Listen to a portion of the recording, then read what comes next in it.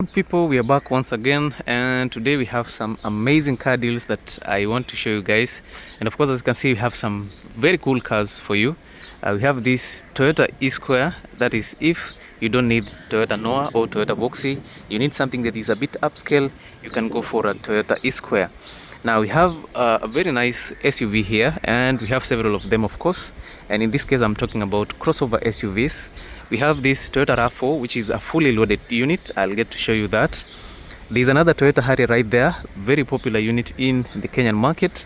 And we have this Subaru Forester X-Brake. This one is grey in color, blacked out a bit, and it has the X-Brake accents, that is orange finishing in the interior and also in the exterior. Now, if you don't like a grey Subaru Forester, you can still go for a pearl white Subaru Forester right here. So these are very fairly new cars in the Kenyan market. Here in Kenya, we say they are new cars, but of course, you know, these are foreign used cars, and they are 8 or 7 years old. So if you are new to this channel, make a point of subscribing, because this is what we do on a daily basis. We do solo car reviews, and also we do showroom walkarounds to show you some of the new stocks that we've imported recently. So I'll start from this side here. I'll talk about this 2019 Toyota RAV4. These are 2-liter Toyota RAV4, 4-cylinder, of course, with automatic transmission. The car is very good. If you're looking for a rugged crossover SUV with a lot of room in the interior, and it has some premium feel, you can go for the Toyota RAV4. From the back, you can clearly see that the car is a bit bulky. It's very large, and since this has additional body kits, it makes the car look even larger. Now, Toyota RAV4 is a very practical unit in terms of spacing, off-road capabilities. Toyota RAV4 is among the best cars that you can purchase in the Kenyan market. Now, this car looks very, very beautiful. From what you are seeing here, the car looks amazing. I love the added body kits here and there. It comes with fog lights, daytime running lights over there, LED headlights, and in general, the car looks very, very good. So if you're interested in this Toyota RAV4, the asking price is a cool 5.2 million shillings, and of course, the price is slightly negotiable. Now, this car has a sunroof, but I'll get to that. From here, you can see this car has some nice wheels. These are wheels for the highway. Some nice alloys over here for this premium Toyota RAV4, which is what most people would be looking for. And this one comes with added body kits on the sides or side skirts, but it kind of compromises on the ground clearance. Now, let me show you the interior. Now, the interior of this RAV4 is actually very, very good. Personally, I think I like a RAV4 because of the specs that you get in the interior. And starting from the door, you can clearly see that you have some premium feel, even though it has some bit of plastic, which is very much okay. Now, you have this synthetic leather over here, which feels pretty good, soft as you like. Chrome plated door handles, some nice door handles here with rubber finishing on it. And as you move into the interior, you realize that the car is very, very spacious. Now, for the front passenger, you get these leather seats, some nice headrest over there, beautiful stitches also. You get some nice lumbar supports to ensure that you get tucked into the seat pretty well for better comfort. On the base area, the seat is pretty much large, very comfortable, that's what I would say. And the only downside about this is that the passenger seats are manually adjustable. So as you can see, you have these levers here to adjust your seats. As you sit inside here, you get a premium feel for the Toyota RAV4. Now, from this side, you have this rubbery finish over here. You have some storage space over there. And on the lower side, you get this glove compartment. At the center, you have a different feature. You have a large infotainment system, but I think this one has larger bezels. Some nice air vents, rotary controls for the AC, which is actually pretty good, and it has some rubber housing on it. I love the fact that it still has the physical touch buttons, which is pretty much okay. In case you're wearing gloves and you need to operate the AC, you can still pretty much do that. The seats are heated, so you have 2 buttons here which you can use to heat and cool the seats, which is a very nice feature for this Toyota RAV4. You also get traction control right there. you get this pad for your phone, and for the higher trims you get wireless charging port, charging pad, which is pretty good. This one has no wireless charger, which is still very much okay. Right there you get USB port and HDMI port, 12-volt output, which is pretty much okay. And here you get this gear shifter for the automatic transmission, which can be driven in manual mode. Automatic or electronic parking brake right there. You can drive this car in eco mode, normal mode, and sports mode. And if you're driving in the off-road, you can drive the car in normal mode. You can drive it in mud and sand. You can choose rock and dirt. You can go for snow mode, and also you get hill descent. So I would say RAV4 is a very practical car for the Kenyan roads. You have two large cup holders right there. You also get a larger storage compartment with a tray on top, deeper storage space, and it has two USB slots to charge your accessories. Now on the front side, you have a leather wrapped steering wheel, which is pretty much okay. Controls for the infotainment system, and it comes with adaptive cruise control, full digital clusters over there, among so many other things. You get your push to start. The driver seat is of course leather, with electric seat adjustments. Let me show it to you from the other side. Yeah, I know those are some of the things that you guys are looking for.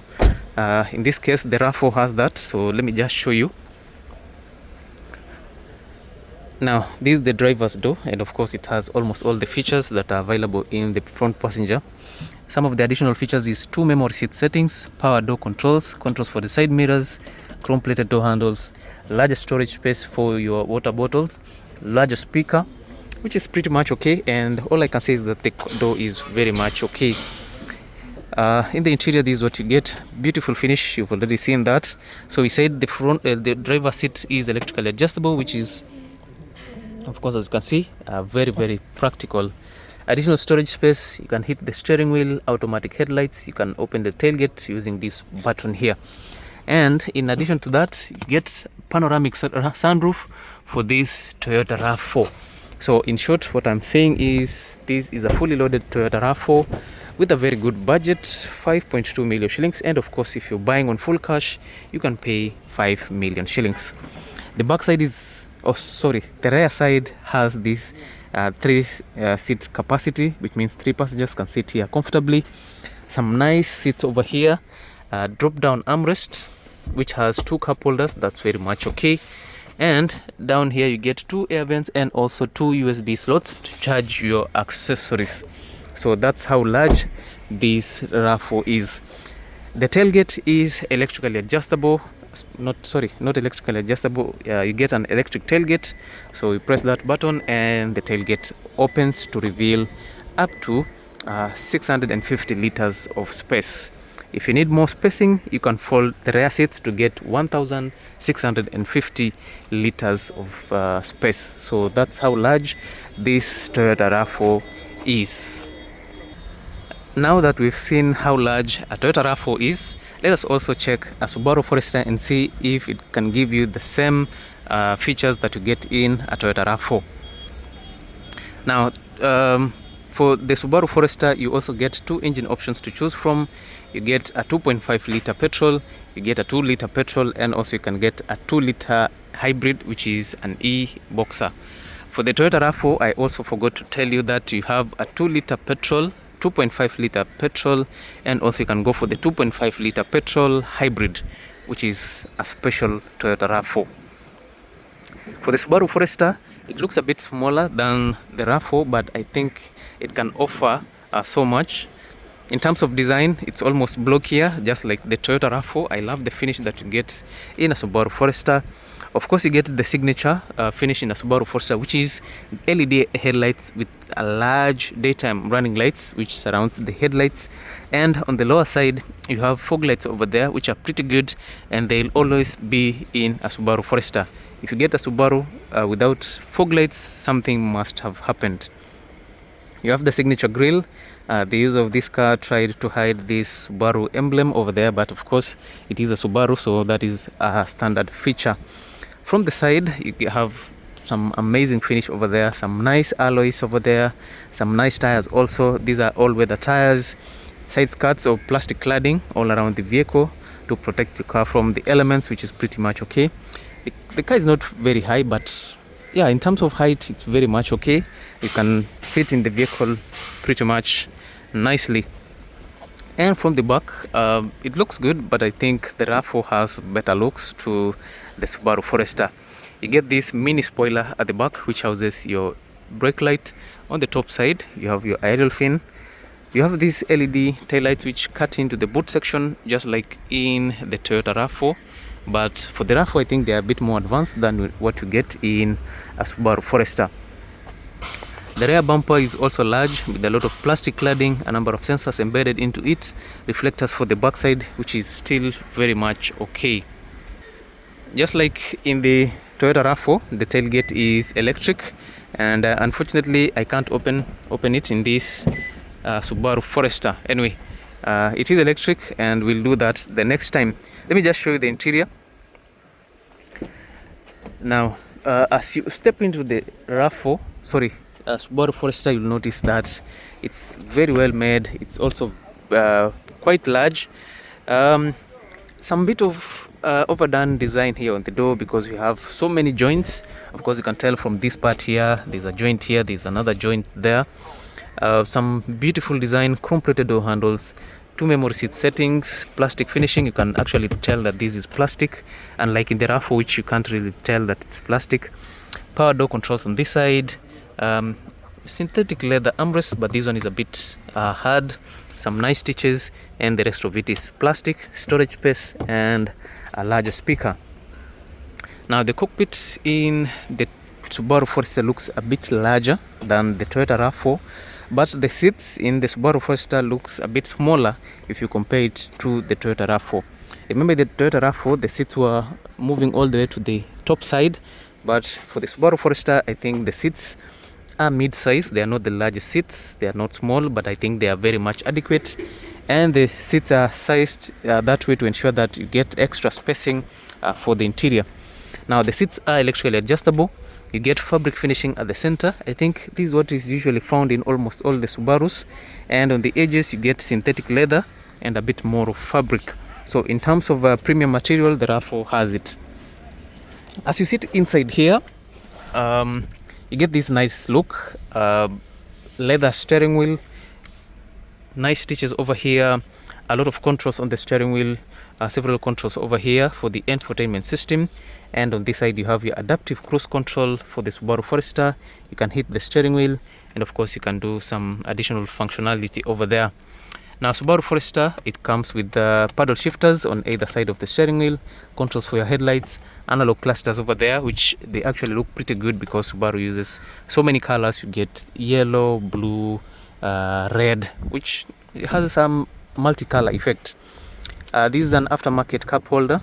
Your push to start button, memory seat settings. You can set the memory for how high or low you want the tailgate to open. Electric tailgate, traction control.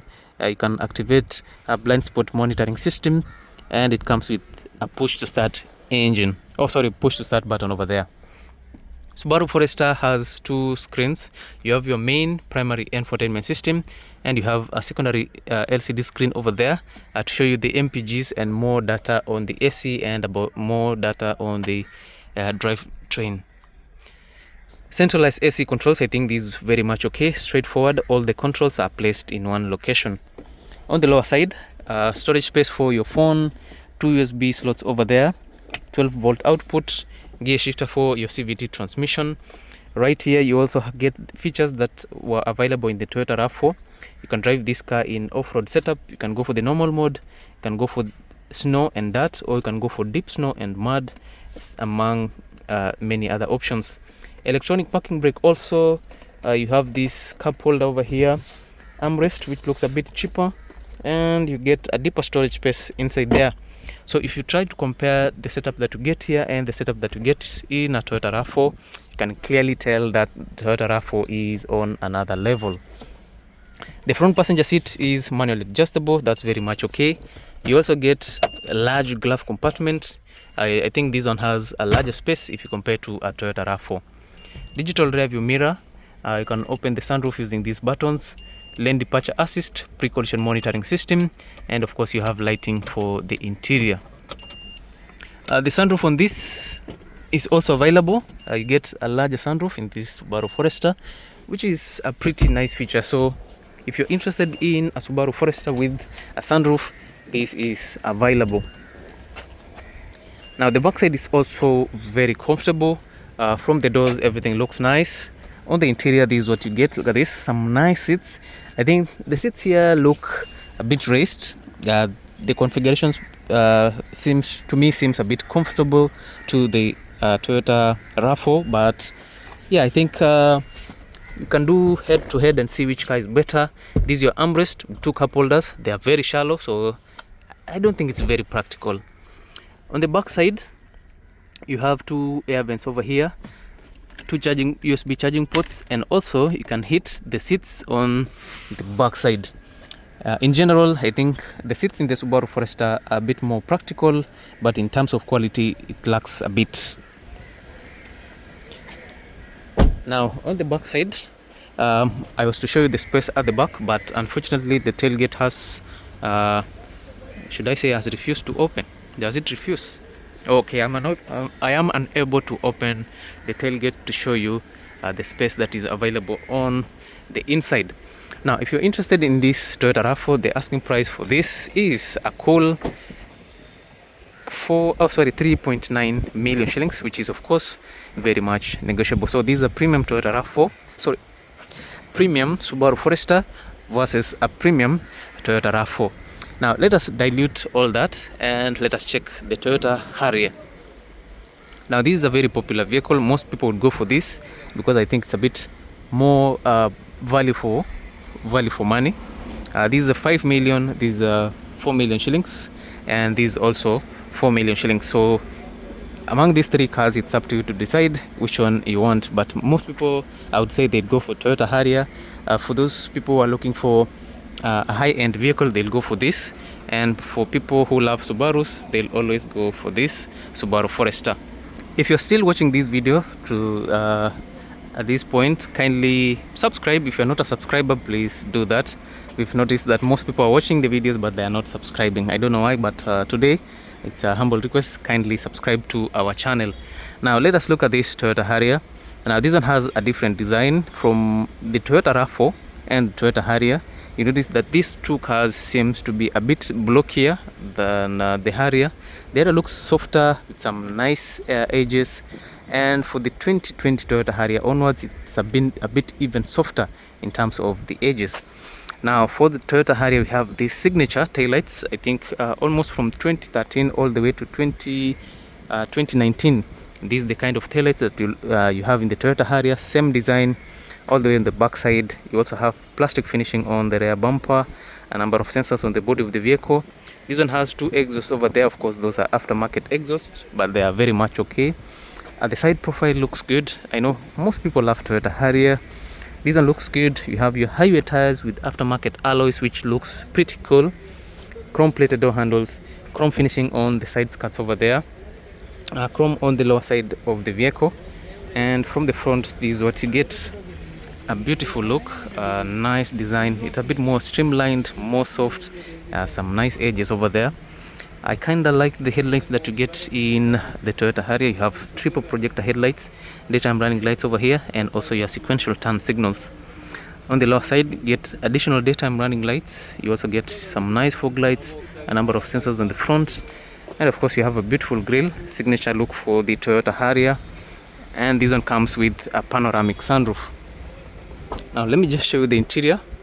This car is pretty nice. I think I like the color. The contrasting colors makes it look very interesting. The car is black with brown interior. You have some nice leather. The quality of the leather to get here is, I think, even good quality than what you get in a Toyota RAV4. You get your Harrier engraving over here, some beautiful stitches over there. You also get wood finish, chrome plated door handles, storage space, and some nice speakers. And if you go for the high-end Toyota Harrier, you get JBL infotainment system. Now the same leather is put on the dashboard. Look at this, some nice leather, beautiful stitches over there, some nice design over there.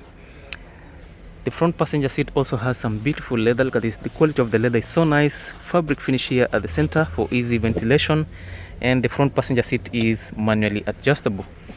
As you sit inside here, you'll notice that this Toyota Harrier has a large Alpine infotainment system, even though this is not the JBL powered Toyota Harrier. Full touch controls on your ACs, which is a nice feature for Toyota Harrier, but in the long run, maybe the touch sensitivity might be an issue. That's why I like a car like Toyota RAV4 and maybe the Subaru Forester in terms of practicality. Gear shifter for your CVT transmission, you can drive it in manual mode over there. On the lower side, you get this space here which houses 2 cup holders, maybe a space for your water bottle, 12-volt output right there. And for the steering wheel, this is what you get: leather wrapped steering wheel. On the top side you have wood finish, controls for the infotainment system on either side of the steering wheel, adaptive cruise control over there, there's your button for the cruise control, and of course you have analog clusters. The front door houses several controls for the door over there, several controls for the vehicle on that side. Of course you can see you have traction control, automatic headlights, electronic parking brake over there, and of course the front passenger the driver seat is electrically adjustable. So that is what you get in a Toyota Harrier. And on the top side you also have a sunroof. So I can say all 3 cars do have sunroofs, and of course the controls for the sunroofs are usually located on the top side. Digital rear view mirror, of course you can use it as a digital rear view camera, or you can just you can use it as a screen to relay what the rear camera is showing, or you can go the conventional way and use it as a rear view mirror. That is pretty much okay. Now guys, the heat in Mombasa is terrible. I'm sweating like I don't know what. Now the backside is very, very nice. I think I like the finish that you get in a Toyota Harrier. Look at this, some nice leather finish over here. The backside looks very comfortable, some amazing spacing over there for you, and of course you can still recline the back seats to get better sitting position. Drop down armrest which has 2 cup holders over there. So I would say for Toyota Harrier these cup holders are very practical, because in terms of depth, you don't have to worry about that. You get some nice depth for the cup holders. Either way, the backside looks good. The sunroof goes all the way to the backside because it has a panoramic sunroof, which is pretty much okay.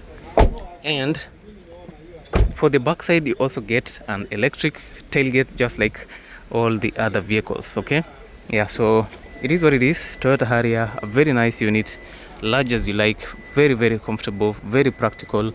2-liter petrol is fuel efficient, and if you want a car that is a bit faster, you're not worried about fuel economy, you can go for the 2-liter turbocharged Toyota Harrier. And at the back you still get some decent storage space for you to carry some of your accessories. So if you're interested in a Toyota Harrier, it's available here for 4 million shillings. Yeah, this one is 4 million shillings because of the features that you're getting. You can go for this, and also for 4 million shillings you can take the Subaru Forester X-Brake. Now we'll do that review in the next video, because right now this Subaru Forester is locked and I'm unable to access the interior. So I'll see you in the next one, guys. Make sure you follow this channel, subscribe for more. I will be doing solo car reviews and so many other cars to show you. We have Voxy, there's a Honda Vezel, there's a Toyota Passo, there's the old Subaru Forester SJ5 also available here. If you want a Matatu, it is also available. So I leave you guys at that point.